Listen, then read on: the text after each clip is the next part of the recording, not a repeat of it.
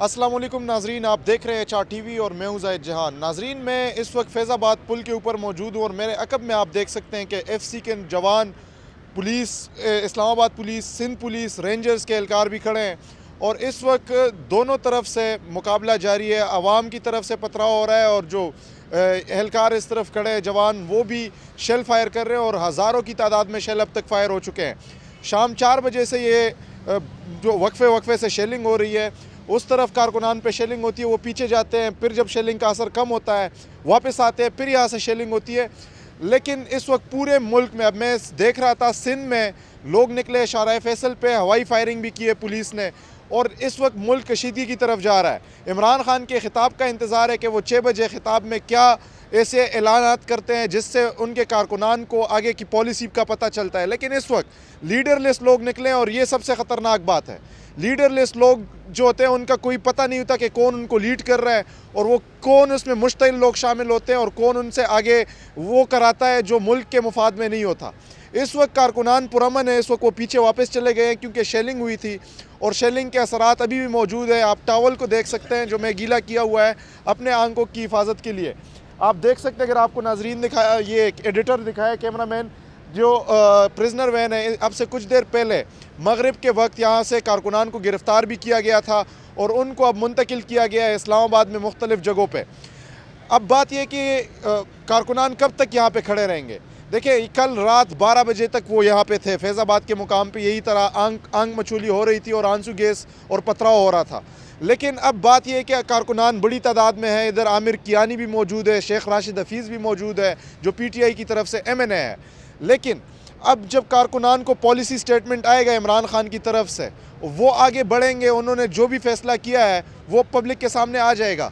लेकिन पाकिस्तान की तारीख़ रही है कि जो भी आज़ादी की बात करता है वो मारा जाता है, उसको कत्ल किया जाता है।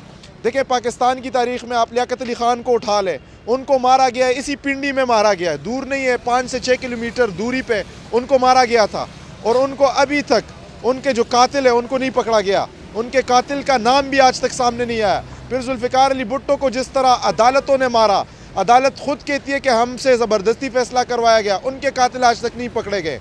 उसके बाद बेनज़ीर भुट्टो को आप देख लें, फिर उसके बाद आप अरशद शरीफ को ताज़ा वक्त में देख लें कि जो हुकूमत ने ऐलान किया था कि हम जुडिशल कमीशन बनाएंगे, वो कमीशन ही नहीं बनाया, JIT बना दी।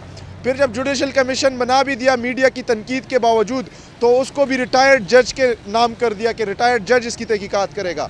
और वो रिटायर्ड जज PCO जज है जिन्होंने मुशर्रफ के वक्त में हल्फ उठाया था और वो फिर उनको जब फैसला आना था उनके ख़िलाफ़ तो उन्होंने रिटायरमेंट ले ली। तो इस तरह के लोगों से अगर आप तहकीकात कराएंगे, उस पर अरशद शरीफ की अम्मी ने, जो उनकी वालिदा मोहतरमा है, उन्होंने भी सुप्रीम कोर्ट को ख़त लिखा है और अब उन्होंने केस भी फाइल कर दिया। जो अरशद शरीफ का पोस्टमार्टम रिपोर्ट है वो PIMS से उन तक अभी तक हवाले नहीं किया गया।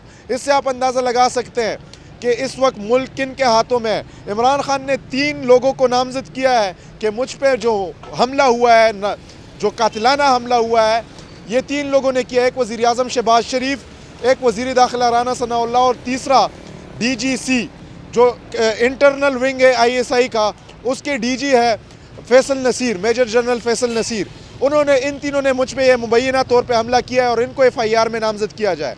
अब देखते हैं कि आने वाले वक्त में इनके ख़िलाफ़ कोई कार्रवाई होती है या नहीं, क्योंकि 24 घंटों से ज़्यादा वक्त गुजर चुका है और अब तक कोई भी मुकदमा दर्ज नहीं हुआ किसी के ख़िलाफ़ भी। तो ये इस वक्त की हालत है और इस वक्त के अपडेट्स ये हैं कि जो ट्रैफिक है वो रवाना हो चुकी है मरी रोड पे। कारकुनान साइड पे चले गए क्योंकि हैवी शेलिंग हुई है, हज़ारों की तादाद में शेल फायर किए गए हैं, ड्रोन से शेल फायर किए गए हैं। ये अपडेट्स हैं। आने वाले वक्त में जो भी अपडेट्स होंगे कोशिश करेंगे हम पीछे चले जाएं, जहाँ पे आवाम मौजूद है वहाँ से भी आपको अपडेट करें। शुक्रिया।